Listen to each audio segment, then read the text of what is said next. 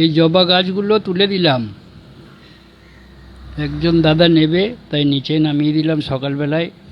কালকে সব তুলে দিয়েছি। এগুলো 2 বছর 3 বছর 2 বছর 2.5 বছর হয়েছে। তার মধ্যেই বিশাল বিশাল গোড়া মোটা হয়ে গেছে, প্রচুর শিকড়। এগুলো তুলে দিয়ে ডাল কেটে আবার চারা তৈরি করে নেব, ছোট জায়গায় বসাবো। এখানে ফল গাছ বসাবো। দেখুন কি বিশাল শেকড় আর কিরম মোটা।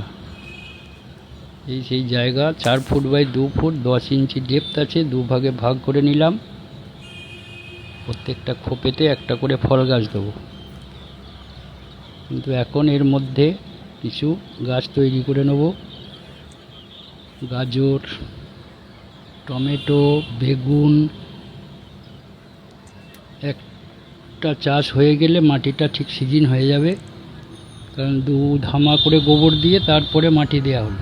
অল্প মাটি, তার উপরে 2 ধামা গোবর, তার উপরে আবার মাটি দেওয়া হলো। গোবরটা একটা সিজন হয়ে গেলে পরে গোবরটাও প্রসেসিং হয়ে যাবে, ভালো হবে।